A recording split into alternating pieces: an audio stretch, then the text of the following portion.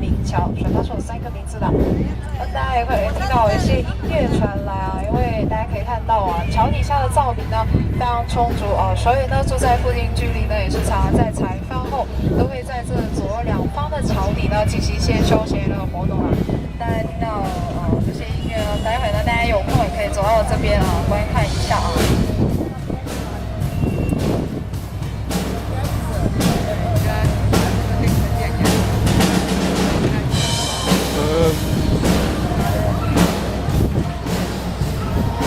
陣間要行翻嚟。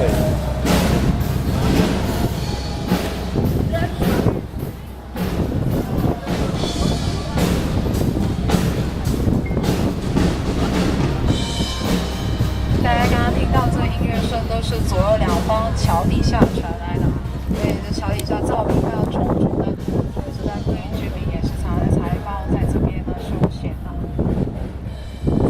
中山一桥是有3个名字啊，中山一桥、中山大桥、人民桥。然后之前呢，为什么叫做人民桥呢？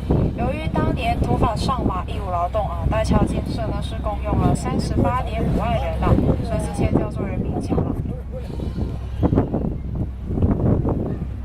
大家在拍照的时候呢，一定要拿握好自己手中的拍摄器材啊，一定要拿握好自己手中的拍摄器材，以免掉入水中的。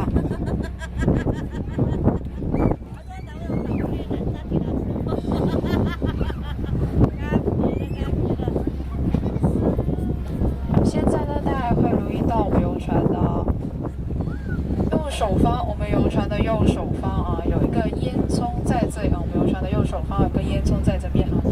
说到这个烟囱呢，就要说到这个綦江河了啊。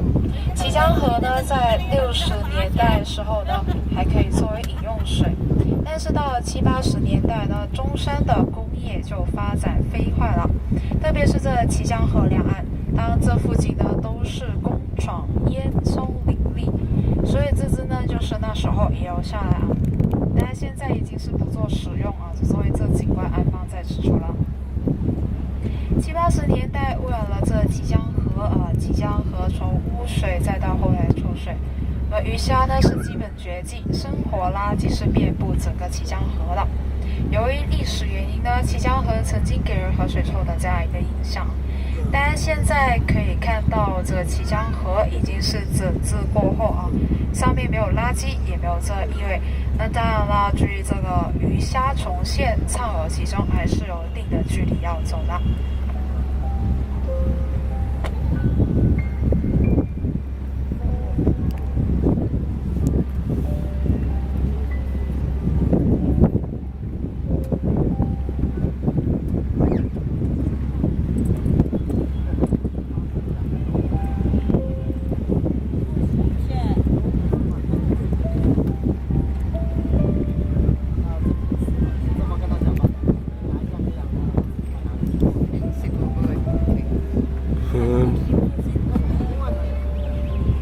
陣間行唔行埋去呢度？陣間行唔行埋呢啲啊？夠唔夠時間？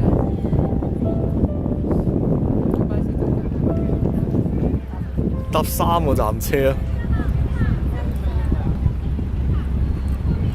但係嗰啲車幾耐㗎？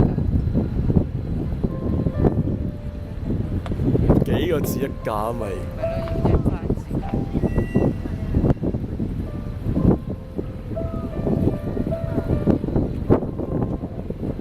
现在大家可以看到我们游船的左手方啊，大家会留意到有一些船只停在这里。这边呢就是老鞍山码头啊，老鞍山码头。我们平常呢就停船只、维修船只在此处啊。大家在这边呢是不尽幸运的啊。大家可以看到了老鞍山码头后方这些楼房呢都是比较矮的，这边呢就是老鞍山旧城区了啊，在我们游船的这左手方。平常就停船只、维修船只在此处，在这边呢是不尽幸运的。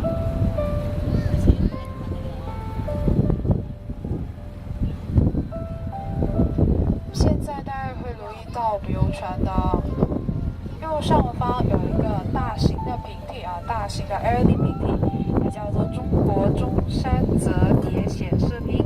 大家也可以在这个角度呢，观察到呢，这平地是有一些折痕。那像是在台风天气、比较恶劣天气呢，它就可以收起来啊，折叠用起来，就像扇子、窗帘、屏风这种感觉啦。像恶劣天气就会将它收起来啊，折叠用起来，就不怕损坏这些块块的 LED 灯了。折痕平底呢是呈现一个内凹啊，平常打开呢就会播放一些关于中山的概况。屏幕下方也是个小广场啊，叫做辉煌即将广场。广场内呢也是有一些附近居民在休闲娱乐的。其实这个平底呢也是相当大型，它的弧长就53米了，高就22米，形象点来说呢就差不多2个篮球场那么大的。由于我们船只跟这个平台是有一定的距离啊，看起来就不大像，但是这个数据也显出来了，弧长53米，高就22米，也就差不多2个篮球场那么大了。平地的对面就是我们游船的左手方，大家会看到有一个广场在此处啊，这叫做千东水岸广场，大家看到北路灯光在此处，千东水岸广场。那地理位置也是相当有优势，它对面就在一个大平地上市。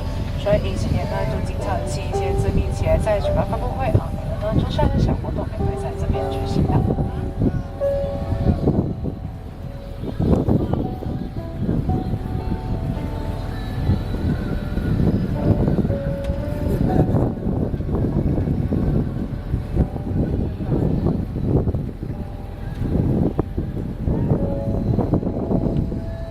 现在我们游船准备要穿过的就是中山二桥了。刚刚那个中山一桥，现在我们准备穿过的是中山二桥。